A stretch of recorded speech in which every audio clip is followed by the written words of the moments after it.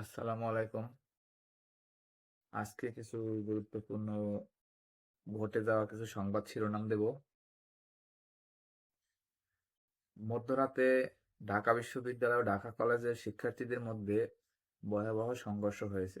অনেক লোক আহত হয়েছে। দ্বিতীয় খবর, 24 ঘন্টায় ডেঙ্গুতে আরো 5 জনের মৃত্যু হয়েছে।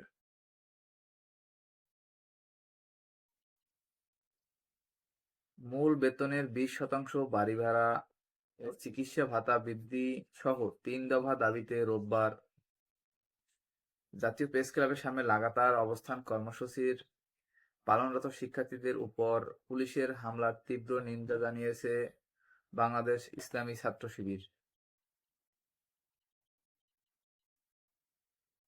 সংখ্যানুপাতিক পিআর পদ্ধতি নির্বাচন নিয়ে আন্দোলনের মাধ্যমে নির্বাচনকে বিলম্বিত করার চেষ্টা চলছে মন্তব্য করেছেন বিএনপির মহাসচিব মির্জা ফখরুল ইসলাম আলমগীর।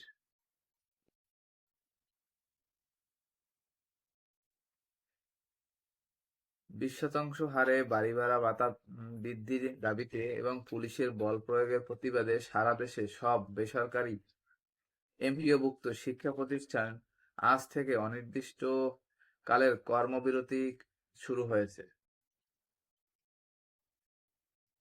একটা ভালো খবর, বিমান থেকে নিক্ষেপণযোগ্য ক্ষেপণাস্ত্র রক্ষণাবেক্ষণের সক্ষমতা অর্জনের কথা বলেছে বাংলাদেশ বিমান বাহিনী।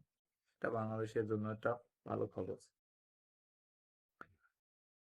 সর্বশেষ ফিলিস্তিনের খবর, গাজা নগরীতে হামাসের নিরাপত্তা বাহিনী ও দুগমুশ গোত্রের সশস্ত্র সদস্যদের মধ্যে ভয়াবহ সংঘর্ষে অন্তত 27 জন নিহত হয়েছে। দক্ষিণ গাজার জর্ডানিয়ান হাসপাতালের কাছে এই গোলাগুলির ঘটনা ঘটে। এইমাত্র যুদ্ধবিরতি হয়েছে, তার ভিতরে আবার নিজেদের মধ্যে আবার গোলাগুলি।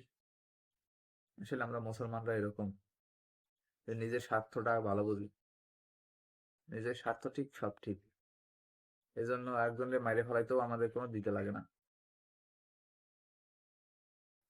এ ছিল ঘটে যাওয়া কিছু সংবাদ, গুরুত্বপূর্ণ সংবাদ।